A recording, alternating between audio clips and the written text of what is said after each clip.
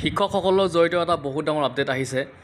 Update আমি গোটেইখিনি কথা আলোচনা কৰিম। আচলতে কি কথা ইয়াতে আহিছে, আপোনালোকে পেপাৰ কাট এখনি দেখিছে। ইয়াতে ২৭খন জিলাত শিক্ষা খণ্ডৰ সংখ্যাৰ বৃদ্ধি পাব ১৮১লৈকে। শিক্ষা বিভাগৰ এই নটিফিকেশ্যন ইতিমধ্যে এখন প্ৰকাশিত হৈছিলে নটিফিকেশ্যন, আৰু এই নটিফিকেশ্যনখনৰ আধাৰতে এই যিখিনি কথা এই কথাখিনি ওলাই আহিছে। আমি গোটেইখিনি কথা চাম। আৰু আপোনালোকৰ এটা সৰু অনুৰোধ থাকিলে, যদি চেনেলত নতুনকৈ আহিছে তেতিয়াহ'লে চেনেল ছাবস্ক্ৰাইব কৰি ৰাখিব এনেকুৱা ধৰণৰ খবৰবিলাক পাই থাকিবৰ কাৰণে। আৰু যিখন পত্ৰৰ কথা ইয়াতে উল্লেখ কৰা হৈছে, এই পত্ৰখন এনেদৰে আহিছিলে মানে চাওক। ইয়াতে government of Assam, office of the director of elementary education Assam আহিছে, ডিৰেক্টৰ অফ এলিমেণ্টাৰী এডুকেশ্যন আছামৰ ফালৰ পৰা, আৰু পঠিয়াই দিয়া হৈছে the district elementary education officer সকলোলৈকে পঠিয়াই দিয়া হৈছে। আৰু ছাবজেক্টটো দেখিছে, submission of proposal for reorganisation of administrative structure of education blocks with revise development blocks. এতিয়াও আমি খবৰটোৰ ফালে আগবাঢ়িছোঁ। নতুন তথ্যৰ বাবে জিলা শিক্ষা বিষয়ালয় প্ৰাথমিক শিক্ষা সঞ্চালকালয়ৰ পত্ৰ। ৰাজ্যৰ ২৭খন জিলাত শিক্ষা খণ্ডৰ সংখ্যা বৃদ্ধি পাব ১৮১লৈকে। বাদ পৰিব ষষ্ঠ অনুসূচীভুক্ত এলেকাসমূহ। ইয়াতে এনেকৈ লিখিছে, ২১ আগষ্টত এই খবৰটো আহিছিলে।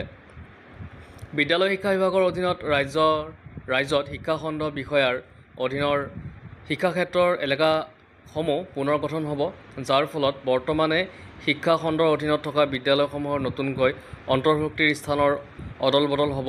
বহু বিদ্যালয় নতুনকৈ গঠন হ'বলগীয়া শিক্ষা খণ্ডৰ অধীনলৈ যাব। প্ৰাথমিক শিক্ষা সঞ্চালকালয়ে ৰাজ্যৰ সকলো জিলা শিক্ষা বিভাগলৈ এই সন্দৰ্ভত নতুনকৈ তথ্য বিচাৰি পত্ৰ প্ৰেৰণ কৰিছে। ইয়াৰ লগে লগে শিক্ষা সঞ্চালকালয়ে দিয়া পত্ৰ অনুসৰি ষষ্ঠ অনুসূচীভুক্ত এলেকা বাদ দি আন ২৭খন জিলাত শিক্ষা খণ্ডৰ সংখ্যা ১৮১লৈ বৃদ্ধি পাব। উল্লেখযোগ্য যে আগতে ষষ্ঠ অনুসূচীকে ধৰি ৰাজ্যৰ সকলো জিলাত মুঠ শিক্ষা খণ্ডৰ সংখ্যা আছিল ১৪৫টা। ইয়াৰে ষষ্ঠ অনুসূচীভুক্ত এলেকাৰ জিলাসমূহত আছিল ২৯টা খণ্ড শিক্ষা বিষয়াৰ কাৰ্যালয়। প্ৰাথমিক শিক্ষা সঞ্চালক পুৰঞ্জনা সেনাপতিয়ে জিলা শিক্ষা বিষয়াসকলক পঞ্চায়ত আৰু গ্ৰাম উন্নয়ন বিভাগে পুনৰ গঠন কৰা উন্নয়ন খণ্ডৰ এলেকাৰ আৰ্হিত কোন শিক্ষা খণ্ডৰ অধীনত কোনকেইখন প্ৰাথমিক আৰু মাধ্যমিক বিদ্যালয় থাকিব সেই বিষয়ে সবিশেষ তথ্য বিচাৰিছে।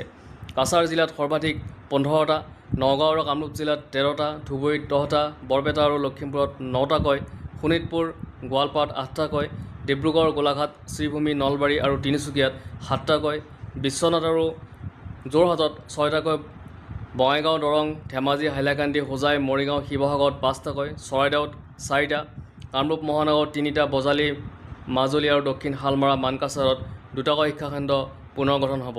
প্ৰাথমিক শিক্ষা সঞ্চালকে দিয়া পত্ৰ অনুসৰি জিলা শিক্ষা বিষয়াসকলে অহা ২৬ আগষ্টৰ ভিতৰত কোন শিক্ষা খণ্ডত কোনকেইখন বিদ্যালয় অন্তৰ্ভুক্তিৰে পুনৰ গঠন কৰা হ'ব সেই বিষয়ে সবিশেষ তথ্যপাতি দাখিল কৰিব লাগিব।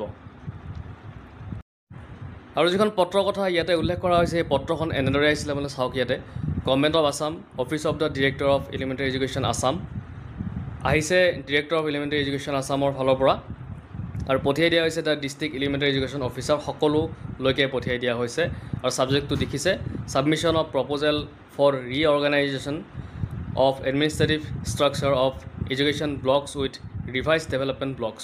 তো গোটেইখিনি কথা আমি যিখন পেপাৰ কাটত দিছিলে সেইখিনি আমি কথা চালোৱেই। আৰু ইয়াতে ডেট দেখিছে 26/8/2025, অৰ্থাৎ 26/8/2025 ভিতৰত ইয়াৰ তথ্য পাতিবিলাক বিচৰা হৈছে এই তাৰিখত।